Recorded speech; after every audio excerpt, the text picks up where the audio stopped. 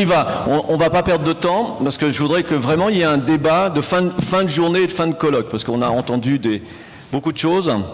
Et donc là, on a 4 intervenants fabuleux. Ils vont tous vous raconter leur expérience. Vous allez voir à quel point ils sont fabuleux en 30 secondes. D'accord ? Ensuite, on va lancer le débat, si ça vous va. D'accord ? Parce qu'il y a, je pense, une salle qui est une salle de professionnels, vous avez plein d'expérience, et j'aimerais aussi vous entendre. Donc voilà. Tout de suite, on va commencer avec Evelyne. Alors ça, c'est important. Hein. Evelyne est parmi nous, elle reçoit lundi un prix, le prix Rabelais, à l'Institut de France. Vous l'avez déjà entendu, Evelyne, elle nous a parlé longuement. Vous avez vu son expérience, complètement exceptionnelle. Evelyne, en 2 mots, qu'est-ce que vous pouvez dire? Vous avez un micro? Non. Bonjour, donc je m'appelle Evelyne Debourg. Je suis cantinière dans un petit village dans le Bourbonnais, région Auvergne, sur les bords de la Sioule. Et donc j'ai 120 enfants à faire manger tous les jours, qui ont pour un public de 3 à 11 ans. Voilà, je laisse la parole à mon voisin. Attends, alors je vais reprendre. Elle a aussi fait des livres et aussi elle a toute une action médiatique. En fait, elle fait de la radio, donc elle est complètement engagée. Donc on se dit, mais d'où ça vient ça? C'est quoi ce... Hein, quelle idée elle a? Mais c'est vrai, vous pouvez vous poser la question. Vous pensez qu'ils sont tous comme ça? Vous pensez que toutes les cuisinières, elles sont comme ça? Là, vous avez un phénomène. D'accord? Donc là, j'espère que vous allez vous enrichir de sa démarche. Alors, vous en avez un autre. On va passer homme-femme. Vous voyez, quand même, là, on a essayé de penser à la parité. Donc Philippe, c'est un ami. Qu'est-ce que je pourrais dire sur lui? T'as que 2 minutes. Hein. Ouais, j'ai que 2 minutes. Alors, vas-y, 30 secondes, vas-y. Et elle est où ta présentation? PowerPoint, collectif les Pieds. Alors vas-y, parle. Alors moi c'est Philippe, donc je suis normand, de la Manche plus spécifiquement. Je suis cuisinier, je suis paysan et je suis formateur. Mais c'est simple. Il intervient, vous avez formé 6000 personnes 6000 personnes, ouais, enfin pas tout seul, mais donc je fais partie d'un collectif qui s'appelle le collectif Les Pieds dans le Plat. C'est un collectif de formateurs sur tout le territoire français. Aujourd'hui on est 60 adhérents dont 35 formateurs. Et notre but est évidemment de former sur une cuisine de qualité accessible à tous.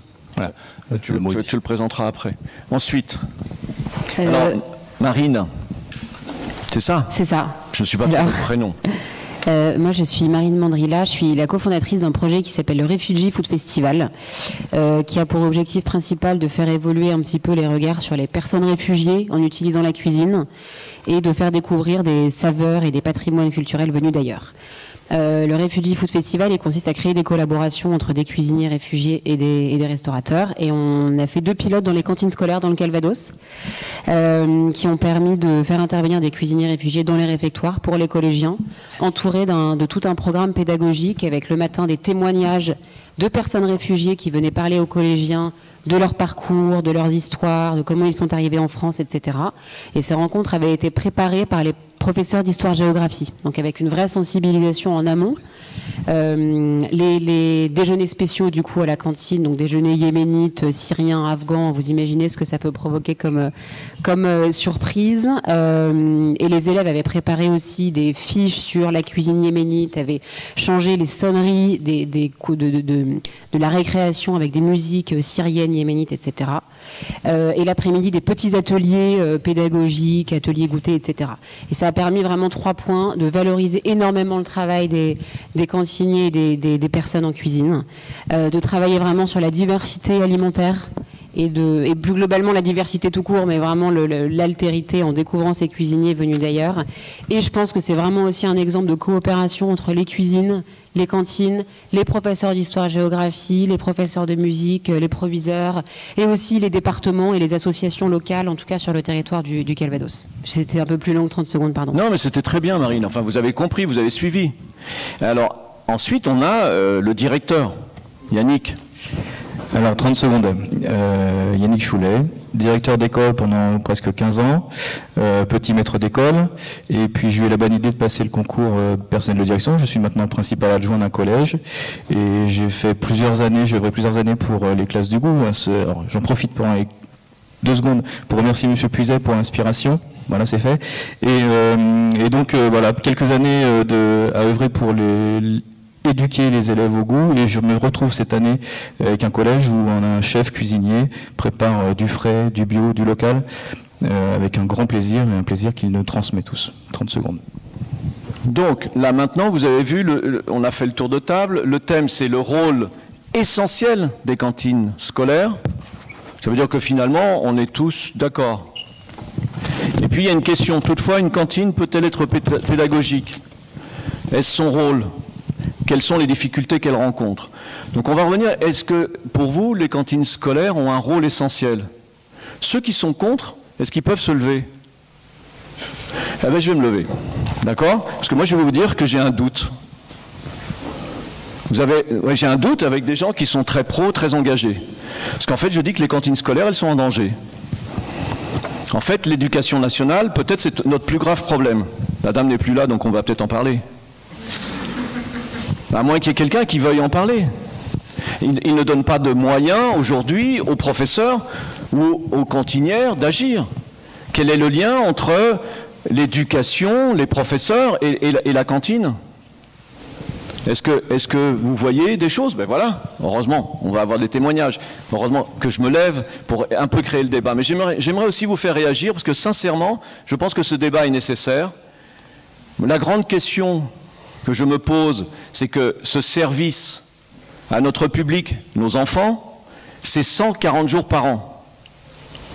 Un tiers de l'année. Les communes payent ce service un tiers de l'année. Vous imaginez une entreprise qui fonctionne un tiers de l'année. Ça vous paraît logique? C'est vrai que les communes ont énormément d'argent en France. Oui, c'est vrai. La Cour des comptes a fait en fait un sondage, elles sont très bien gérées, il y a de l'argent. Il n'y a que 8% de communes avec une population un peu plus importante qui ont eu le problème des emprunts, vous savez, les emprunts toxiques. Mais sinon, elles sont bien gérées et elles ont les moyens. J'entends même des directeurs financiers de communes qui entrent dans les couloirs et discrètement disent « on a tellement d'argent ». Oui, non, mais c'est vrai. Mais moi, j'ai adoré votre propos. Alors on se dit « mais c'est pas possible, ils n'ont pas les moyens pour la cantine ». Mais oui, mais attendez, quand est-ce que l'alimentation va devenir vraiment une question importante pour nous? Quand ce sera trop tard? Sous le mammouth, moi j'ai un problème, hein. C'est géré par des intendants. Les intendants persistent à vouloir dépendre de l'éducation nationale. Alors que c'est les collectivités territoriales qui gèrent les cantines scolaires. Et aujourd'hui, heureusement, on est peut-être dans un moment crucial, puisqu'il y avait un logiciel d'achat qui était géré par l'éducation nationale qui s'appelait Presto. L'éducation nationale a décidé de ne plus le mettre à jour pour les achats alimentaires. Ce qui, pour moi, les achats alimentaires, est la clé de tout ce qui se passe en cantine. Hein. S'il n'y a pas de bons produits, qu'est-ce que vous voulez cuisiner des bons produits, hein. Là, vous pouvez toujours attendre. Donc, en fait, aujourd'hui, il y a sur le marché des logiciels qui sont vendus de plus en plus aux collectivités. Donc les collectivités s'emparent de ces logiciels d'achat pour avoir, on va dire, une gestion un peu plus précise de leur restauration collective. Mais combien de communes ont une gestion précise de la restauration collective? Pas beaucoup. Avec ces logiciels, on a l'avantage de savoir combien de produits bio sont achetés, combien de produits éventuellement sous signe de qualité sont achetés, et le politique s'en empare et vous dit « moi je veux faire 40% de produits locaux, je veux faire 30% de produits bio ». Et donc là, on voit que les collectivités et les politiques s'emparent de cette question de la restauration collective. Mais on voit que c'est un marché qui est tout petit.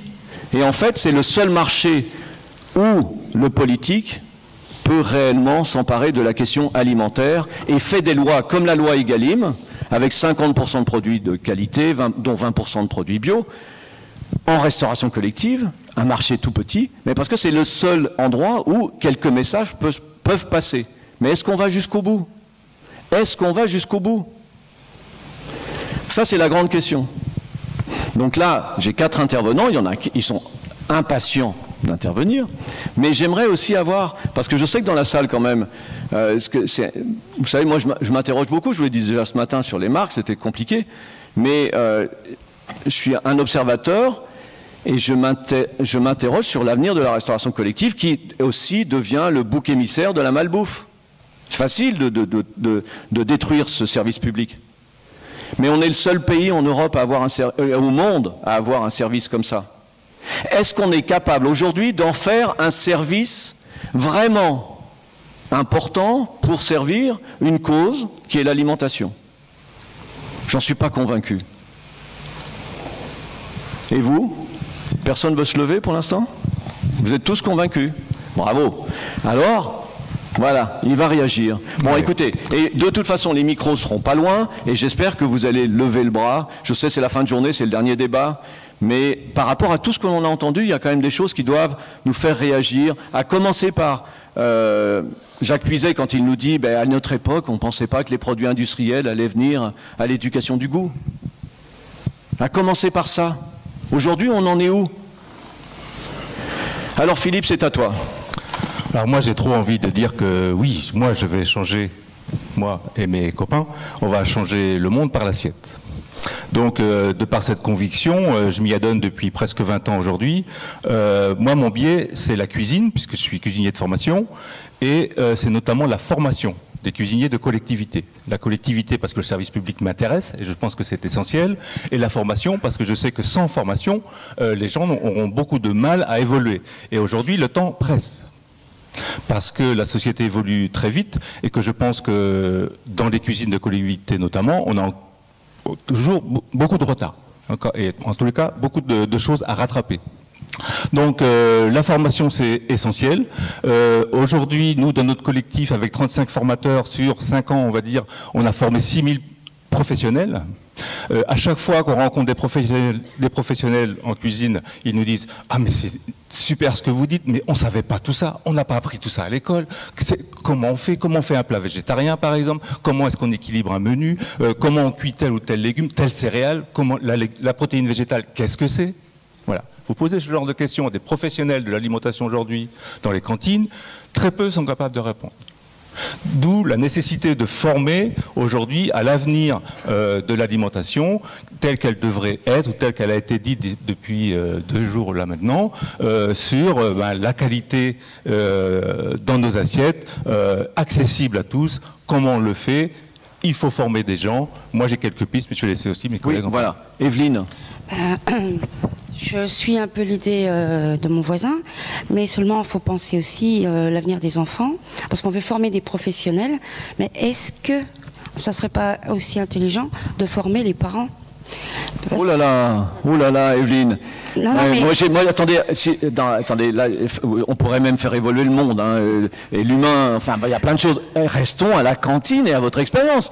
Oui, je suis d'accord avec vous. Mais oui, mais les parents, les derniers sondages du Crédoc, de Kantar, disent en France, les Français cuisinent de moins en moins. Ah oui, parce que j'ai oublié de vous dire quelque chose.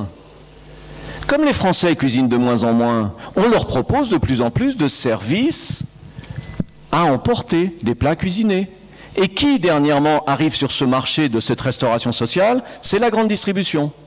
Et donc, la grande distribution peut fournir les repas sociaux à nos enfants. Donc, on n'aura plus besoin de la restauration collective.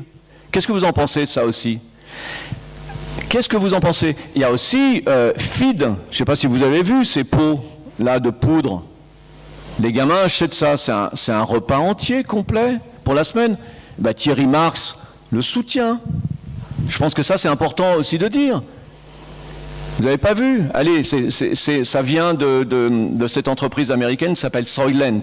Soylent Green, ça vous dit rien? C'est le soleil vert, le film qu'il faut absolument voir. Donc en fait, aujourd'hui, on est peut-être dans un tournant, puisque on est peut-être très concrètement déconnecter de notre alimentation. Donc là, revenons à la cantine, votre rôle. Quand vous parliez, vous disiez, vous présentez les légumes à l'entrée aux parents, mais voilà l'essentiel. C'est peut-être revenir au toucher, à quelque chose de...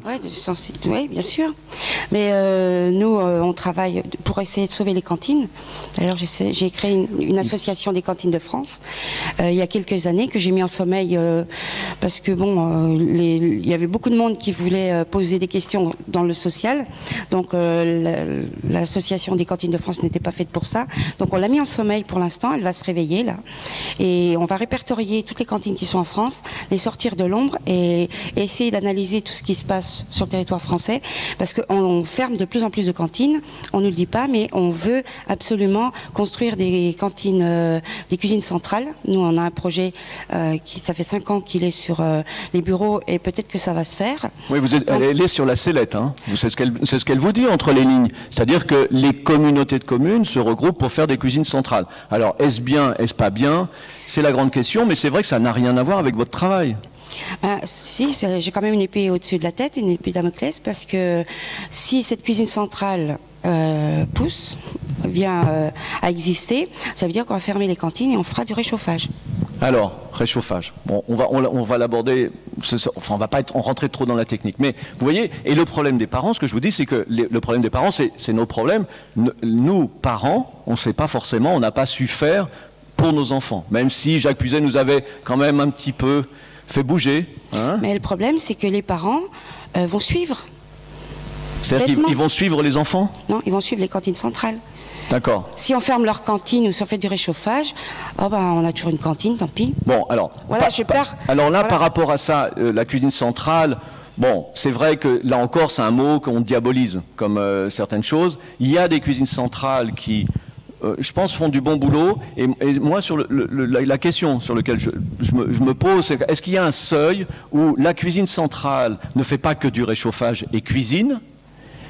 Et après, ce seuil, est-ce que le danger de ces cuisines centrales, c'est quand elles sont trop grosses et qu'on arrive en fait à avoir de l'agroalimentaire. Et en fait, c'est ça, s'il y a quelqu'un dans la salle qui pourrait me répondre, c'est quelque chose qui me semble important. C'est vrai que pour moi, 5000 repas me paraît le maximum. 5000 repas à jour, c'est énorme. Mais il y a des cuisines centrales qui travaillent vraiment bien. J'ai quelques exemples là dans la salle, mais c'est vrai que il ne faut pas tout mettre dans le même panier. Moi, ce qui me dérange, c'est qu'on m'a construit une cantine qui a coûté quand même énormément d'argent, il y a 10 ans. Et si on me dit, 300 000 € à peu près en moyenne, une petite cantine. Si on me dit aujourd'hui, oui. Si on me dit aujourd'hui, Evelyne, vous allez réchauffer, je veux dire. Mais non, c'est la mort du cuisinier, mais on est d'accord.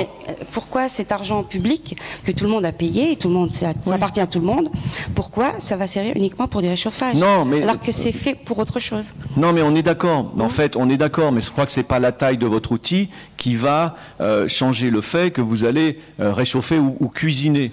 Oui, et donc, mais là peut-être, Philippe, qu'est-ce que tu en penses? Ouais, alors, plus en technique, pour revenir sur la question de la taille des cuisines centrales, effectivement, ça se pose entre 3000 et 5000, je pense. Et ce qui est important surtout, c'est la liaison froide ou chaude. Parce que là, c'est pas du tout pareil. Là, tout le monde connaît ce terme, la différence entre liaison froide et liaison chaude. Il est clair qu'une liaison froide, donc des plats qui sont préparés 2, 3 ou 3 jours avant et qui sont réchauffés, c'est quand même beaucoup plus difficile à amener de la qualité devant l'assiette de l'enfant par ce système. Mais alors, bon, en plus, là-dessus, vous rajoutez les problèmes du plastique, hein, parce que la liaison froide, on voit, c'est souvent, on met dans des barquettes, et là, on voit, donc ça, c'est signalé dans la loi Egalim. En fait, on bouffe du plastique partout. Et là, on dit, dans la restauration collective, ce serait peut-être bien d'arrêter. Alors, le problème qui se passe depuis la rentrée dans certaines cantines, c'est que quand on a retiré les barquettes, on est revenu parfois à l'inox. L'inox, c'est pas facile pour les équipes, hein, les gros bacs. Et les barquettes, on n'en a pas beaucoup pour l'instant de production de barquettes sans plastique. Il n'y a pas assez de production. Donc ça pose un gros problème. Et surtout, on a eu beaucoup de cas de en fait, intoxication alimentaire. Voilà, parce que le plastique, il n'y a rien de mieux pour préserver les aliments pour l'instant. Voilà. Mais par contre, ne chauffez pas dans le plastique. Vous voulez dire quelque chose? Oui. Ah, rapidement, hein, pas un monologue, hein. Mais pas en chinois surtout. Non, hein. non. Parce que alors là, tout le monde. Encore une fois, parce que ça parlait des parents aussi avec cantine. Oui. Encore une fois, je suis chinoise. Donc du coup, c'est ici-là, moi à la maison, je fais que la cuisine chinoise. Mais mes enfants, avec mes enfants, ils m'amènent la culture, la cuisine française à la maison. Donc parce que il m'a dit, maman, à la cantine, je mangeais la zen, très bon. Je mangeais spaghetti bolognaise, c'est très bon, c'était facile. Je fais pour toi. Donc du coup, moi je me suis dit, comment ça se fait? Moi à la maison, je fais que la cuisine chinoise. Donc aussi. Alors on sait depuis l'expérience Fleur-Bel-Avanti dans le Nord, je ne sais pas si vous en avez entendu, Fleur-Bel-Avanti, c'était un programme pour lutter contre l'obésité. On sait que l'enfant est prescripteur auprès des parents. Donc voilà, c'est ce que vous soulignez, et ça c'est important. Effectivement, la cantine, quand c'est bien fait, peut être éducative. Oui, aussi après, ce que je pour dis... les parents, hein. Oui, mais aussi ce que je dis aujourd'hui, on a parlé d'éducation de cours pour la jeunesse, mais aussi, encore une fois, je trouve que le français, vous avez dans logique de séparer. On a à la lise, on a à la tout ça, la théorie, le pratique, on sépare, le cantine, la maison, on a chacun un rôle, mais aussi, en même temps, on a oublié la nourriture, la cuisine, c'est le rôle des parents, c'est le responsable des parents. Mais madame, mais oui, mais le problème, c'est qu'est-ce que vous voulez, la société évolue et on cuisine de moins en moins. Donc on est face à ça. Donc moi je veux bien, c'est le rôle des parents. Mais là, je vais vous donner juste un autre exemple très concret. C'est, vous savez, ces écoles qui se sont montées, donc il y a eu des grandes marques qui se sont montées pour le grand public. Je ne sais pas le nom, vous en avez sûrement. Le cordon bleu. Non, il y a cordon bleu encore, ça fonctionne, mais c'est plus pour les étrangers. Mais quel était le nom, j'oublie. Ferrandi ? Non, pas Ferrandi. Pour le grand public, vous savez. Et maintenant, en fait, ça n'a pas fonctionné. Eh bien, ils proposent leurs services aux entreprises, aux salariés. Tu as dit le nom ? Oui, l'atelier des chefs, voilà. L'atelier des chefs, c'est-à-dire que, voilà, le grand public, il n'y a pas eu de rencontre avec le grand public. Donc en fait, on abandonne quand même la cuisine. Alors peut-être que effectivement la cuisine, il faut la maintenir que le week-end, mais la semaine c'est plus possible. Mais aussi, il faut le valoriser la cantine. Ben oui. Alors parce que à la maison, quand les enfants ont dit maman à la cantine. Cantine, c'est pas bon. J'ai dit non, c'est pas bon. Autant c'est un bon produit, c'est bien pour vous. C'est vrai, le cantinier, il va faire tellement de cuisine, il ne peut pas faire comme maman fait à la maison. Mais autant c'est un bon produit, c'est bon pour vous. Donc il faut valoriser le cantine dans le sens qu'on a le bon produit. Le français, vous avez très bon système, mais vous savez pas exploiter. Vous avez toujours dévalorisé plein de choses. Voilà, on se le prend en pleine gueule. Donc voilà. Alors madame, vous voulez réagir peut-être? Il y a des formations APR où on forme les jeunes cuisiniers avec que des produits semi-élaborés. Ils n'apprennent pas à éplucher un fruit, un légume, on les apprend à utiliser des produits semi-élaborés. Et ces formations, elles sont là pourquoi? Pour les cantines. Et si on arrêtait de faire ça, on pourrait déjà améliorer les choses. Mais à la base, on forme les gens à ne plus savoir ce que c'est du pomme de terre, ce que c'est une pâte. Ce sera plus facile. Alors ça va pas du tout. Alors moi je suis juste boulanger et j'ai pris ces jeunes pour leur apprendre qu'est-ce que c'est qu'une pâte, mais ils n'ont jamais parti de la farine parce que c'est dans les référentiels, ils partent que de produits semi-élaborés. Eh ben, qu'est-ce qu'on forme? Donc voilà, attendez, on s'est juste gargarisé pendant 2 jours comme ça en disant mais on est dans le plus beau pays de la gastronomie? Non mais attendez. Yannick, je voudrais aussi votre sentiment, mais allez-y Evelyne, avant que Yannick parle. Il y a quand même un rôle essentiel, on est là pour en discuter dans les cantines. Eh ben oui, c'est de garder nos cantines, surtout les protéger. Donc moi, c'est un peu le but que je fais parce que je suis rentrée dans beaucoup d'associations. Je suis à l'Académie nationale de cuisine, au Cuisinier de la République, au Gourmet des régions. Je viens de rentrer à l'OMG, l'Organisation mondiale de la gastronomie. C'est une liste à la Prévert, hein. Vous entendez, hein? Vous avez tout retenu, hein. Elle est complètement engagée. Oui, je suis engagée pourquoi? Parce que je veux défendre ma cantine. Cette cantine, elle est importante pour moi, importante pour les enfants. Ça fait 23 ans que je travaille pour préserver le goût, les éduquer. Je ne vois pas demain réchauffer mes plats, uniquement, plus cuisiner. Non, il revient là-dessus, hein, le problème du rechauffage. Hein. Là, c'est un gros problème. Donc là, heureusement, il y a quelques psys dans la salle, donc on verra ça après. Donc on est là pour éduquer. Non, mais vous n'allez pas réchauffer, je vous le promets. Mais bon, il n'y a pas que ça. Non, mais j'ai pas peur de ça, mais je travaille pour. Yannick, alors je vais revenir sur ce qu'on a dit tout à l'heure. C'est vrai que je n'aime pas non plus qu'on s'auto-flagelle, et notamment l'éducation nationale, puisque si je suis là, c'est que l'éducation nationale m'a permis de faire des classes du goût. Si vous regardez dans les écoles près de chez vous, vous allez voir qu'on cuisine, qu'on goûte, qu'il est possible de faire des choses dans les écoles. Simplement, c'est vrai, on est un grand pays, mais on ne sait pas se mettre en valeur. Et ça, c'est un vrai problème. Donc en fait, ces deux jours sont peut-être là pour mettre en valeur. Effectivement, mais comme disait la dame ce matin, effectivement, il y a des gens qui sont engagés, comme vous. Effectivement, vous allez jusqu'au bout. Mais finalement, on n'a pas un système central qui organise ça sur tout le territoire. Les établissements sont complètement inégaux et c'est bien de la volonté de certains. Quand vous avez développé vos expériences, vous n'avez pas pu aller partout. Non, et ce qui est intéressant, c'est qu'on l'a fait 2 années de suite à l'initiative du HCR. La première année, le département du Calvados avait choisi les différents établissements, les différents collèges, parce qu'ils savaient que c'était des collèges où on cuisinait particulièrement bien, où on cuisinait déjà tout sur place, etc. Beaucoup en circuit court, 50% de bio, etc. Vous savez encore mieux que moi. Donc il y avait 4 collèges qui ont été sélectionnés. Et la deuxième année, il y a eu un appel à projet. Et il y a effectivement plein de collèges qui ont répondu parce qu'ils se sont dit, mais en fait, c'est peut-être une occasion aussi de valoriser un peu notre travail, d'accueillir des nouveaux programmes dans nos collèges, de faire venir aussi des médias, de réveiller aussi les parents, parce que ce qu'on disait tout à l'heure aussi, c'est qu'effectivement, les enfants, le retour des enfants, ça a été beaucoup, on veut les fiches cuisine pour pouvoir leur faire chez nous, vraiment. Il y a quand même aussi nous, le projet était aussi vraiment sur de la sensibilisation au statut des réfugiés, à l'exil, à l'asile, qui est au programme de 3e. Il y a 2 familles qui ont refusé de mettre leurs enfants à l'école ce jour-là. Et beaucoup nous ont dit, c'était aussi dans des zones parfois un peu compliquées, beaucoup d'enfants nous ont dit, mince, je pourrais pas raconter ce qui se passe, ce que j'ai vécu aujourd'hui, les gens que j'ai rencontrés à mes parents parce qu'ils comprendraient pas. En revanche, il y a eu vraiment cette envie des enfants de partager, de refaire, d'aller remercier. J'ai vu des enfants courir vers la cuisine en disant mais on savait pas qu'il faisait tout ça toute la journée. Nabil, le cuisinier qui a été invité aujourd'hui, c'est un chevalier, il a traversé les océans pour venir cuisiner avec nous. Enfin voilà, j'ai vraiment vous parliez du Syrien que j'avais rencontré, c'est ça, entre autres, l'occurrence, mais ouais, tout à fait. C'est incroyable. C'est vraiment incroyable. Voilà, on peut effectivement transmettre des choses. C'est vrai que ça, c'était très émouvant. Enfin, moi, ce que j'ai vécu avec ce chef, c'était vraiment particulier.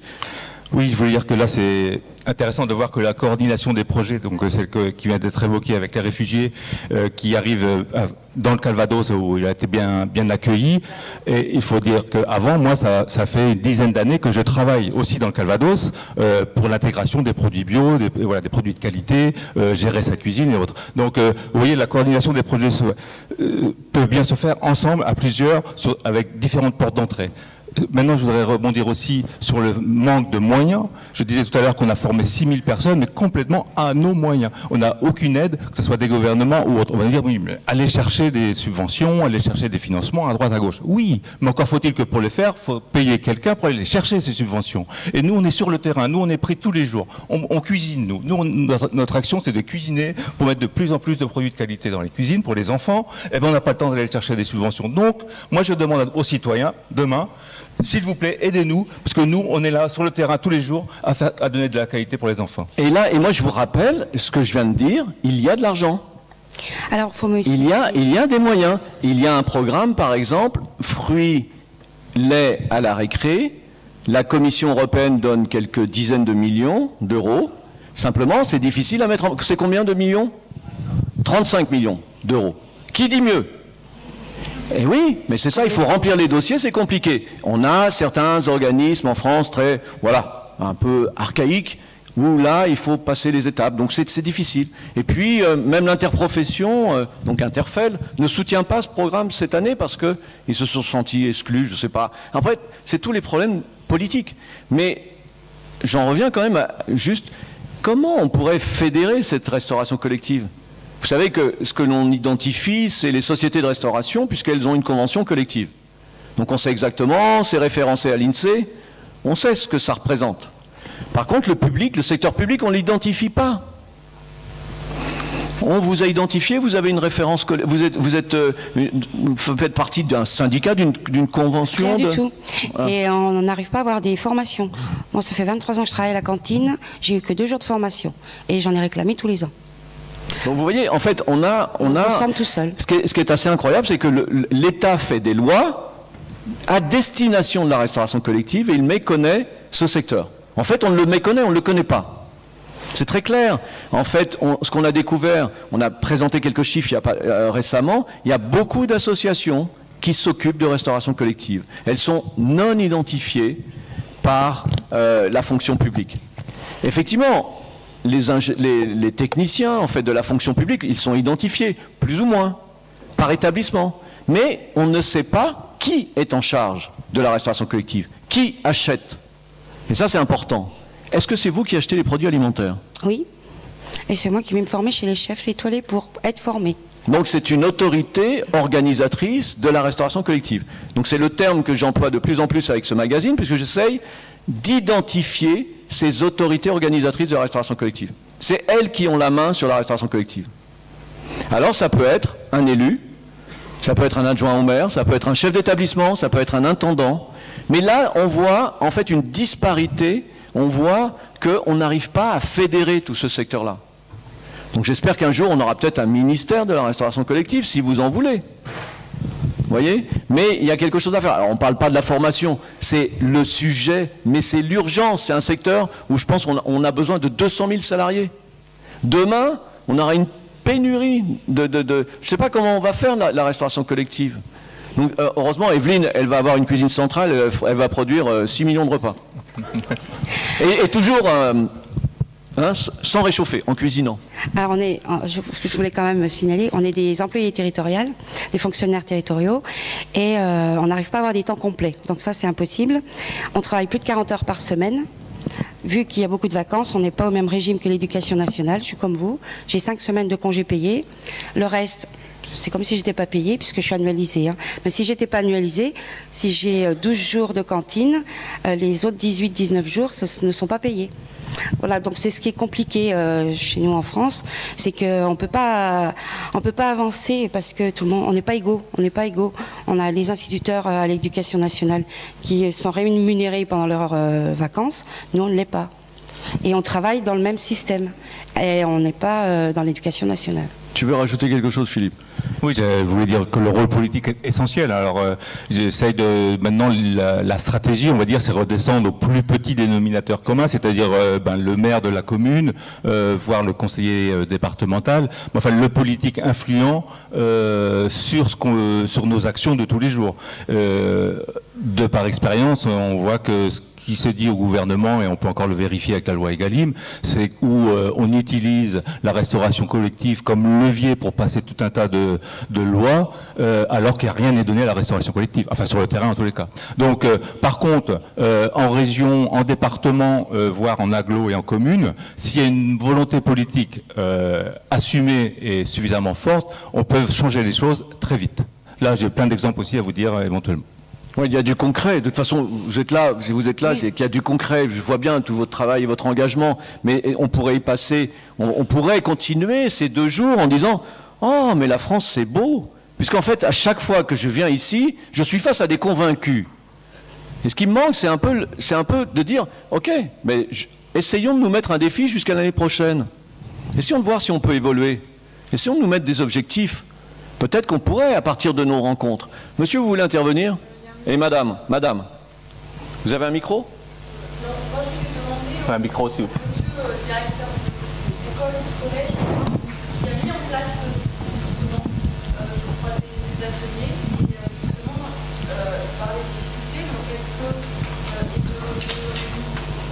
de communes riches, est-ce que ça a été facile? Comment on fait? Comment on fait? C'est long.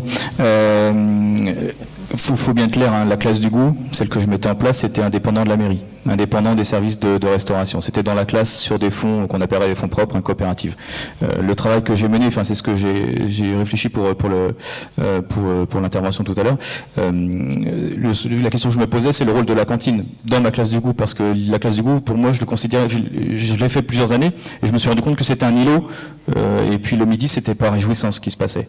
Et donc, on se posait des questions avec les enfants, je leur demandais, on verra pas sur PowerPoint, mais je disais à quoi ça sert de manger. Et les gamins me disaient, manger, ça sert à se réjouir, ça sert à passer du temps ensemble, à goûter et à se restaurer. Et j'avais une approche, alors j'appelle pour rigoler marxiste, pas Karl mais Thierry, qui disait, c'est dans un C'est pas sorcier qui a été diffusé plusieurs fois en classe, qui disait quand on dégustait un plat, c'est d'abord le regarder, ensuite le goûter, ensuite le méditer. Et quand on combinait ce que disaient les enfants et ce que dit Thierry Marx, oui, et ce que dit Thierry Marx, eh bien, je me posais la question, alors à la cantine, on a quoi tout ça? Et là, il y a beaucoup à faire. Des actions très concrètes. Alors, j'ai rien révolutionné, c'est juste que j'ai travaillé avec les gens. Alors, je suis ravi de rencontrer autant de gens motivés. C'était par exemple mettre un petit chevalet pour présenter les menus, créer l'envie d'aller à la cantine, parce que là plus je me rendais compte que les enfants faisaient la queue au self. Ils prenaient déjà du pain en secours et ils découvraient le plat, mais juste avant d'être servi, plaf, dans l'assiette. En mettant les menus en arrivant le matin, on crée une envie. Comme lorsqu'on va au restaurant, on va voir la carte, on salive déjà, on va réfléchir un petit peu à ce qu'on va manger. Donc il y avait une question de relation à ce qu'on va manger. Il y avait une question aussi de relation avec les convives, entre eux, assurer un temps de restauration. Ce que j'avais observé, c'est que les enfants mangeaient en 20 minutes. Ils étaient pressés de repartir, ça arrangeait tout le monde puisqu'on pouvait enchaîner des services.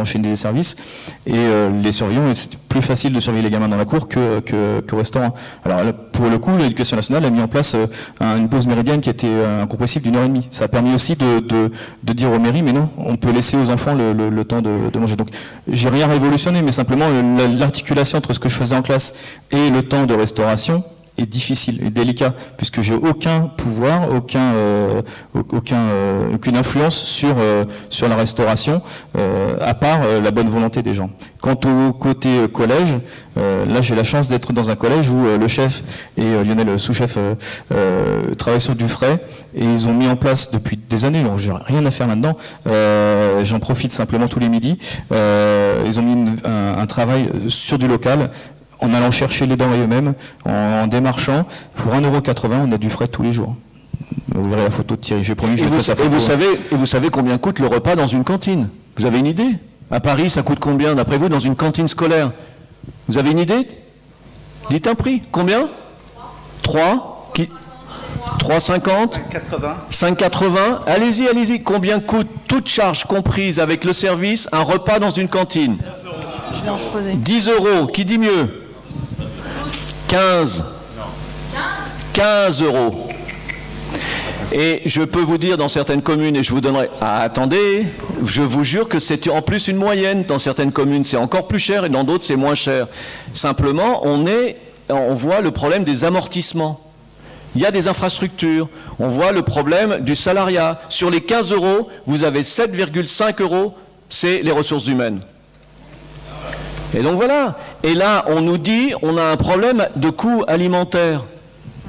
1,50 €, 2 €. On ne veut pas augmenter les prix. Le pire, c'est dans l'hôpital. Le pire, c'est l'hôpital. Alors là, le budget alimentaire, mais c'est epsilon. Et ils nous disent qu'ils ne peuvent pas acheter mieux. Mais attendez. Mais moi, je dis de toute façon, à l'hôpital, le problème, c'est que leur priorité, c'est de lutter contre la dénutrition. Donc, ils ne nous emmerdent plus, ils nous pluguent et on sortira en meilleure santé. Le professeur Guigrand, qui a fait un rapport sur la dénutrition à l'hôpital dans les années 90, 94, je ne sais plus, est allé à l'hôpital récemment. Professeur Guigrand, enfin bon, je ne sais pas si vous le connaissez, mais regardez, il a fait ce rapport au niveau national, il est allé à l'hôpital, il a passé 5 jours, il est sorti dénutri. Non mais attendez, on hallucine. Attendez, on hallucine. Vous voyez, donc, en fait, on n'est pas cohérent sur la restauration collective. Soit on la détruit, soit on l'encense. Mais est-ce qu'on arriverait un jour à expliquer ce qu'il se passe avec ce secteur-là? Alors, Noël et Breuil, c'est 3 € le repas. Pour les parents? Pour les parents. Et le coût denrées alimentaires? 1,80. 1,80. C'est génial quand même. Hein. Alors c'est du produit frais. J'achète mes volailles locales, à 10 km de la cantine. Le porc, c'est pareil, c'est une entreprise familiale. Les porcs sont nourris aux céréales, c'est pareil, à 10 km de la cantine. Tout ce qui est maraîchage bio, c'est à 40 km de la cantine. Enfin, c'est tout à proximité. Donc on travaille vraiment sur le frais, sur les vraies pommes de terre. Alors les vraies pommes de terre, ça pose un problème cette année parce que moi, pour faire un plat de pommes de terre, ça me coûte 70 € si j'achète du frais. Donc évidemment, si vous achetez du 4e gamme pasteurisé, vous en avez pour 15 €. Madame, vous vouliez encore dire quelque chose? Oui, du coup, avec toutes les questions qu'on se pose, je me demandais ce qu'on pouvait attendre du politique, du coup. Voilà.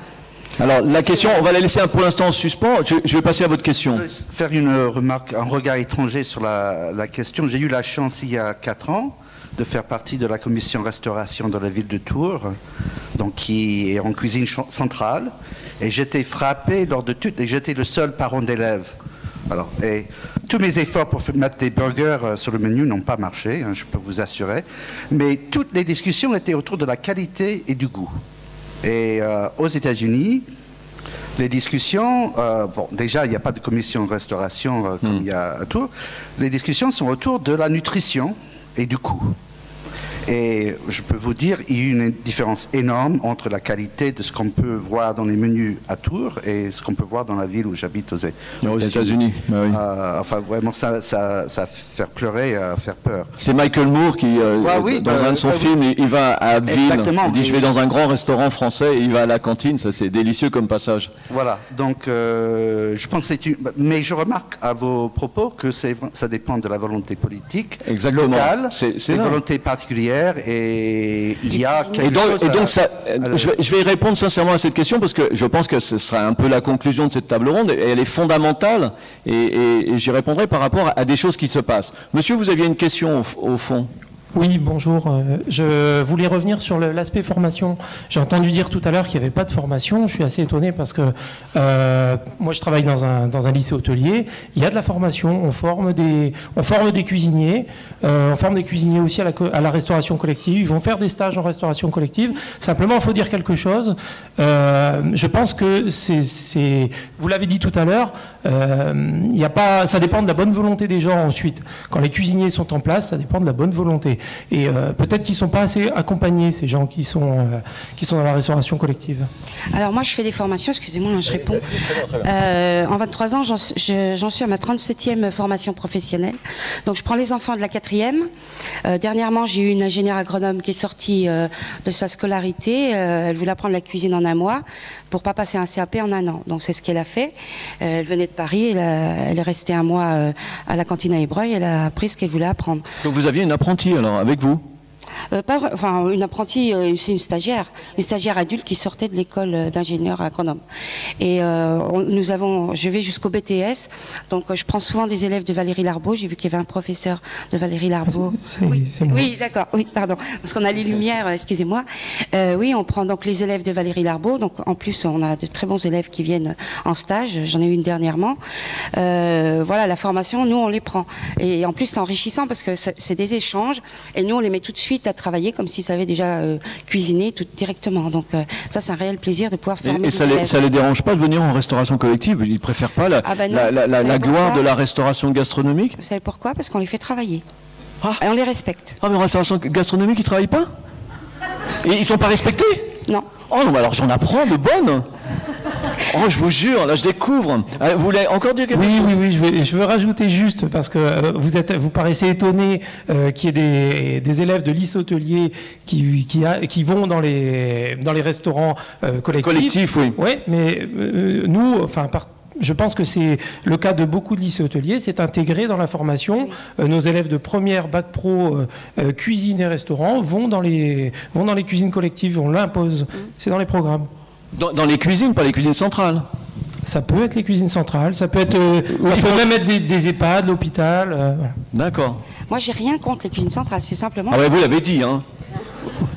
Mais vous remettez de l'huile sur le feu, alors. Ah bah, oui, j'adore mettre de l'huile sur le feu. J'étais cuisinier. Oui, la formation, alors c'est important, on voit ce qui se fait dans les écoles hôtelières. Alors, il y a je ne suis pas sûr qu'il soit tout à fait au goût du jour en ce qui concerne la qualité des produits,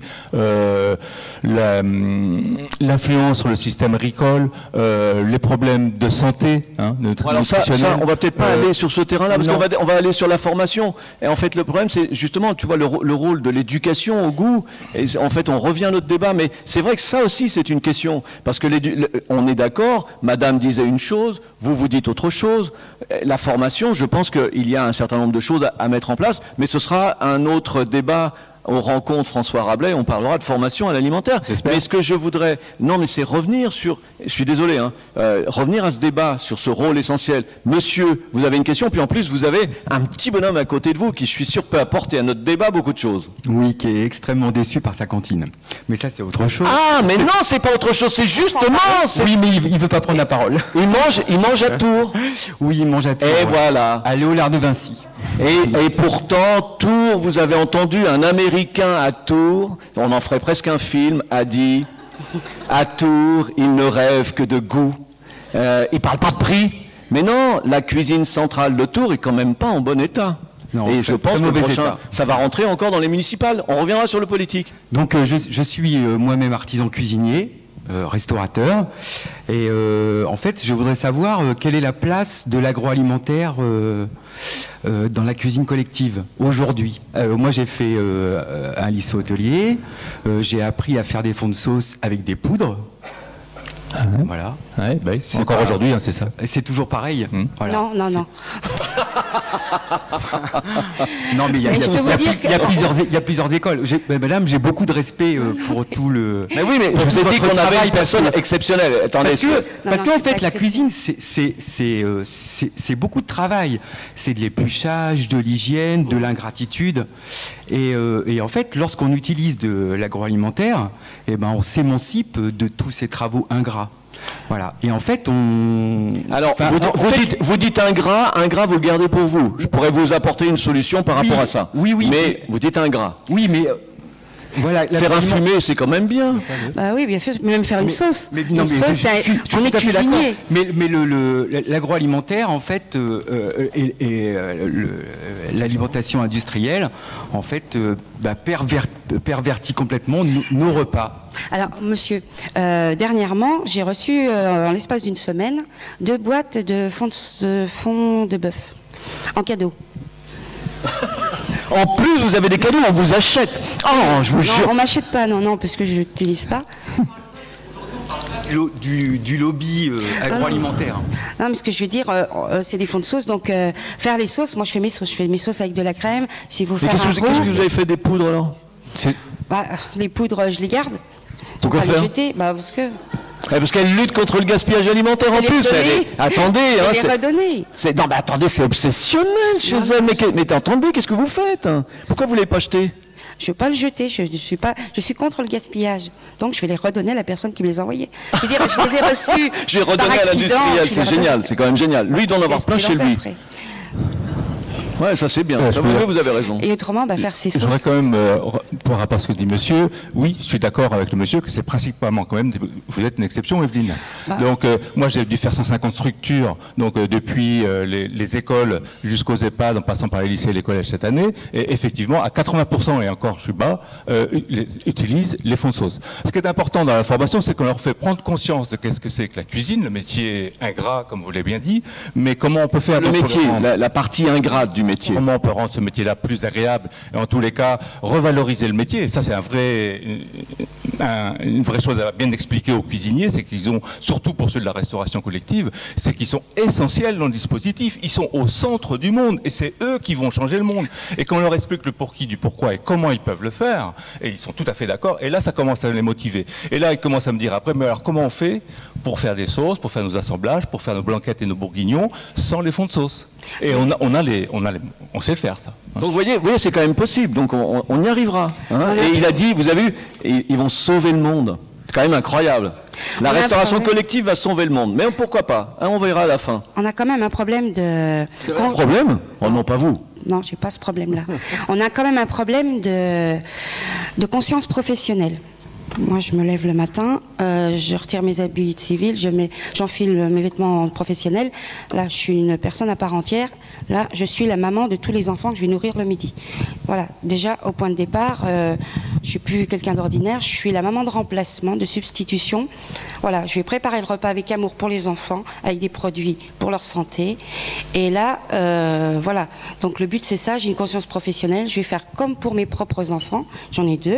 Là, j'en ai 120, je vais faire comme pour moi, avec ma conscience, je vais réaliser un plat et être fier de ce que j'ai fait après. Comme on est fier d'être un bon employé pour son patron, être fier de... Voilà, moi je suis contente, une fois que j'ai fait ma journée, j'ai fait mes plus de 10 heures, je suis fatiguée, mais je suis contente de moi parce que... En fait, je crois que vous avez tout dit, en fait, c'est comme une maman. Voilà, vous avez cuisiné comme une maman. Oui, mais attendez, vous vous rendez compte, en France, il y en a une. Je pourrais pas faire un manger. Vous comprenez pourquoi elle a le prix, hein? Elle va avoir le prix lundi, hein? Donc lundi, rendez-vous à l'Institut de France. Mais vous voyez, c'est comme donc il y a des cuisiniers qui cuisinent en restauration collective et qui ne mangent pas ce qu'ils font. Et là, c'est la question aussi que j'ai posée pendant un certain temps avec des agriculteurs que je croisais. Ah, ils nous montraient leur exploitation extraordinaire et tout ça. Vous savez, le journaliste, il est toujours un peu partout. Et je demandais, vous mangez vos produits? Oh ben non. Super, génial. Et en fait, je crois que c'est ça qu'il faut arrêter. Quand on produit, on apprécie ce qu'on produit. Parce que déjà, c'est une aberration de produire pour ne pas goûter. Donc on est d'accord pour le réchauffage. Moi, je m'en passerai. Il y avait une autre question. Oui, madame, là, ouais, tout là-haut. Là. Ah oui, là, dans l'ombre. Ah oui, l'homme au chapeau dans l'ombre. Ah, il est discret, il est là. Il va être discret, hein, parce que... 2 secondes. En fait, je voudrais rebondir sur 2, voire même peut-être 3 choses. La première chose, en fait, c'est par rapport à l'industrie agroalimentaire, enfin tout ce qui est produit je sais pas si on peut, je sais même pas s'il y a une gamme, je sais même pas si on pourrait leur donner un nom, mais si vous prenez dans les restaurants traditionnels, si vous allez dans les plus grosses brasseries de Paris, vous prenez un magret de canard poivre vert, que ce soit dans le 1er arrondissement, le 17e arrondissement, le 9e arrondissement, la sauce poivre vert a le même goût. Ou la souris d'agneau, c'est exactement la même. Ou le dos de cabillaud, c'est exactement le même. Même dans les restaurations traditionnelles, on en est arrivé à ce niveau-là. Pourquoi? Parce qu'on est confronté à des normes qui sont dingues. Moi, aujourd'hui, je suis restaurateur et je peux vous assurer qu'en restauration traditionnelle, je suis hors la loi. C'est-à-dire que demain, je peux partir en prison. Pourtant, je suis le chef des enfants, mais il faut quand même le savoir. Non, il faut le dénoncer. Et je trouve hyper courageux, et moi j'ai beaucoup de respect pour Evelyne, et je trouve hyper courageux parce que en restauration traditionnelle, on prend des risques quand on fait un fond brun avec des os de veau.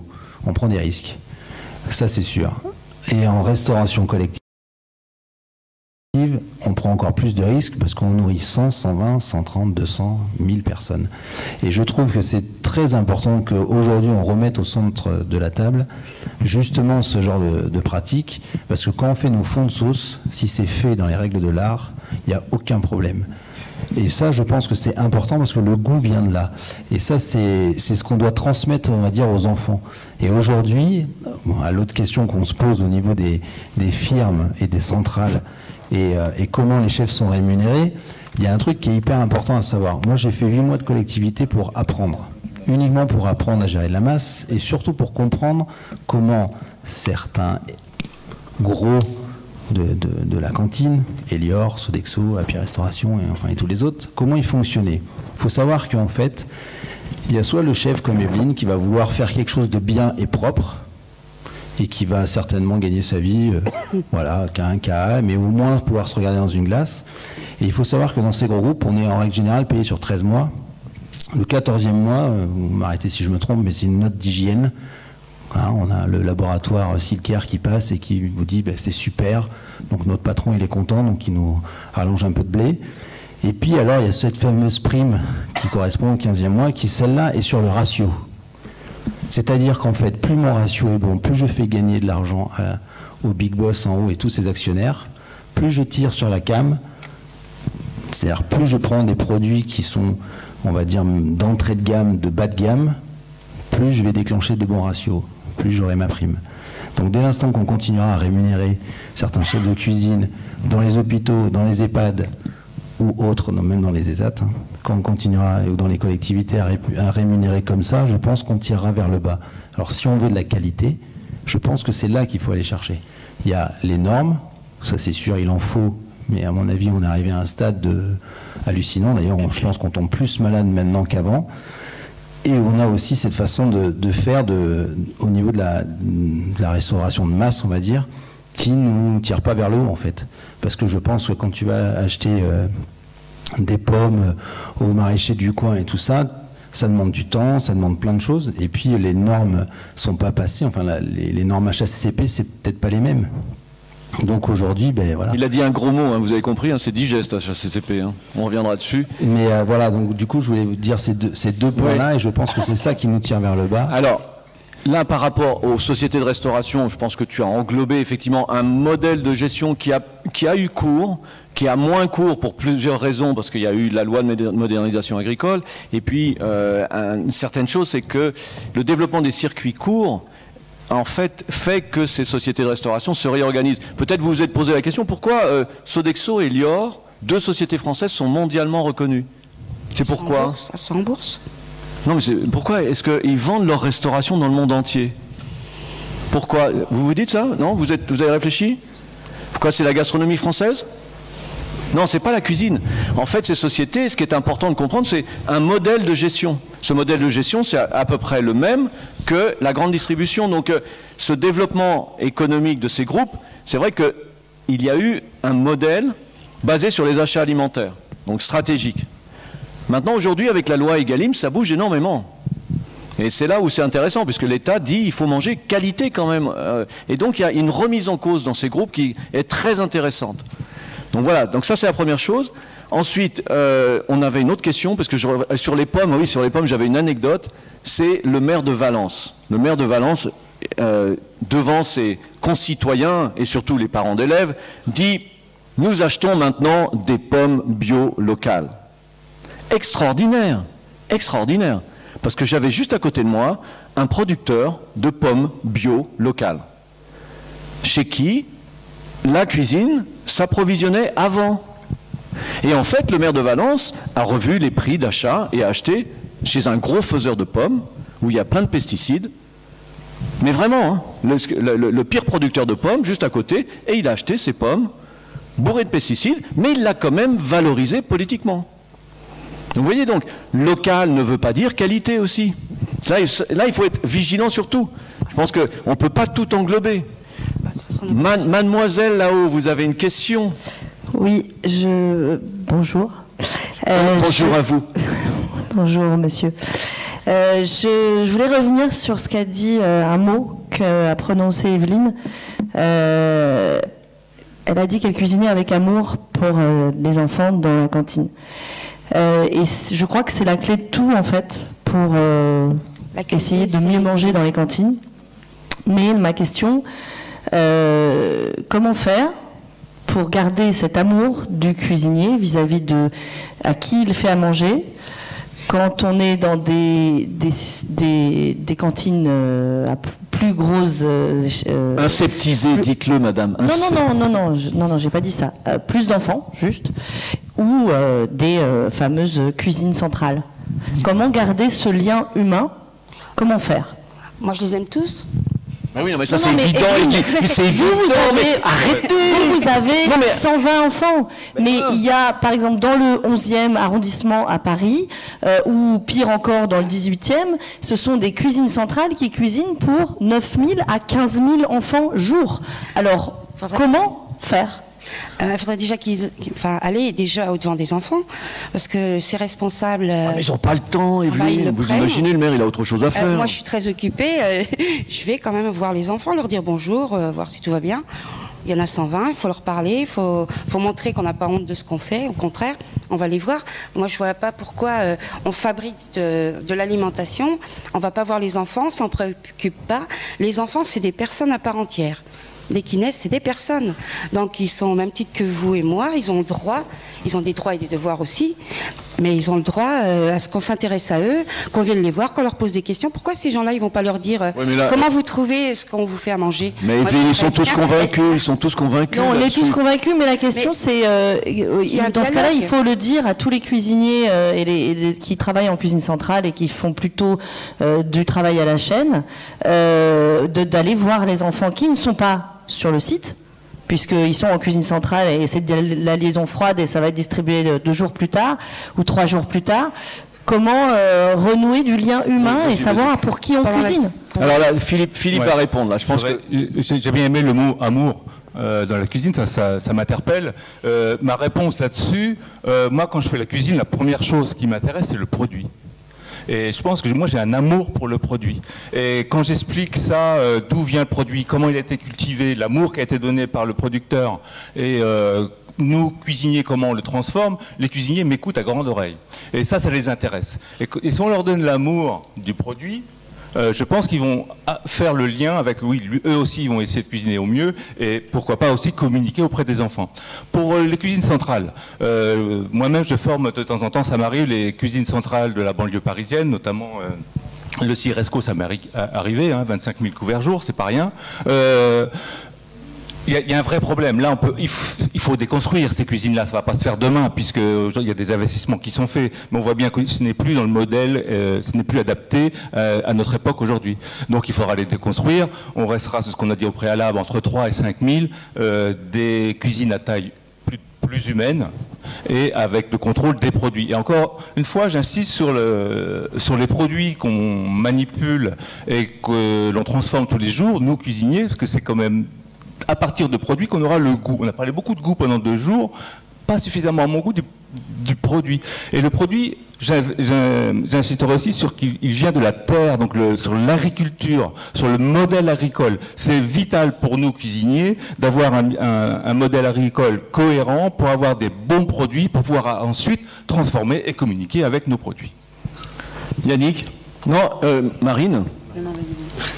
Vas-y. Non, vas-y alors. Alors, donner de l'amour aux gamins sur la cuisine. J'ai pris une photo sur la fin du PowerPoint. J'aurais juste montré Thierry. J'ai promis que je le montrais en photo déjà. Donc ça, c'est ce qui se passait dans l'école. Voilà. Donc vous avez Thierry à la fin là. La semaine italienne, donc un événement pour le collège qui est important. Et l'amour qu'on donne aux gamins, c'est aussi 500 barquettes de crème brûlée devant chaque enfant. Il explique, tiens, je vais faire ça. Le chalumeau, je l'ai vu, c'était impressionnant. C'était les yaourts, au lieu de donner du sucre en poudre, c'était proposer 2 miels différents et à chaque fois, pour chaque fournée, expliquer les types de miel et ce qu'ils allaient apporter. Peut-être que ça passe aussi d'un point de vue très local avec la volonté d'une personne, c'est d'apporter un peu d'âme à ce qu'on mange, quoi. Et en fait, là, je rebondis avec Marine, par exemple, parce que Marine, vous n'avez pas beaucoup parlé, et c'est vrai qu'avec ces personnes étrangères, il y a quelque chose qui se passe, qui est au-delà de la cuisine même. Il y a quelque chose qui est de l'ordre de l'accueil, de l'hospitalité. Et l'écoute des enfants. Absolument. La fascination même, je pense que... Oui, absolument, la fascination, la curiosité, le respect en fait énorme du parcours de ces personnes, la compréhension aussi du fait qu'on ne mange pas pareil partout dans le monde. Qu'on ne mange pas les mêmes produits, qu'on ne mange pas de la même manière, qu'on ne mange pas forcément attablé, qu'on ne mange pas forcément avec une fourchette, etc. Donc c'est aussi une ouverture au monde et une appréhension au monde. Et si on revient à la question de quel est le rôle de la cantine scolaire, est-ce que c'est pas aussi d'être un petit peu plus qu'un lieu de restauration, mais un lieu d'échange, de rencontre, qui peut faire des liens avec les cours d'histoire-géographie, pourquoi pas de SVT, où les profs peuvent manger aussi avec les élèves, et vraiment un lieu de convivialité, au final, d'amour, c'est ce qui a été dit, mais effectivement, je pense que ça doit être aussi un lieu d'ouverture au monde. Que le menu se résume pas à, comme disait une jeune femme tout à l'heure, le menu mexicain, que c'était un chili con carne. Voilà, c'est ça, c'est qu'on a autre chose, il y a de l'humain. Alors, nous, au mois de septembre, on a une employée qui a été embauchée par la mairie, une dame hongroise. Donc qui parle difficilement le français. Donc au service, bon, je l'ai présenté. Les premiers jours, j'avais 3 nouvelles personnes. Donc j'ai présenté les personnes aux enfants. Et les enfants l'ont un peu rejeté. Un peu manque de respect et tout. Donc j'ai demandé à cette personne si elle pouvait me donner des recettes de son pays. Et dans la semaine, j'ai dit on va faire, pendant la semaine du goût, on va faire un menu hongrois. Donc j'ai joué le jeu.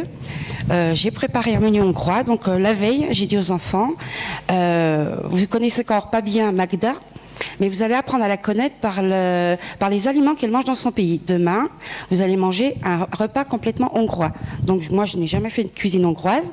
J'ai les recettes et demain, vous allez les goûter. Et moi, je vais les goûter avec vous. Donc le lendemain, on peut applaudir encore, hein, parce que je pense que ça, c'est des grands moments d'humanité. On est d'accord, bravo. Ça, c'est quand même...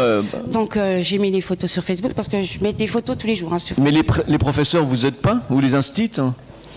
Alors, justement, là, il s'est passé un phénomène extraordinaire. Normalement, il y a mairie, école, cantine. Normalement, ça doit tourner rond. Et normalement, ça doit tourner rond. Vous avez ce qu'elle a dit. Il n'y a jamais de... Ça ne marche pas bien. Donc là, ça a marché, ça a fonctionné. Du coup, les enfants ont dit, demain, on va manger hongrois. Donc, le CM2, l'instituteur du CM2, a expliqué aux enfants où se trouvait la Hongrie.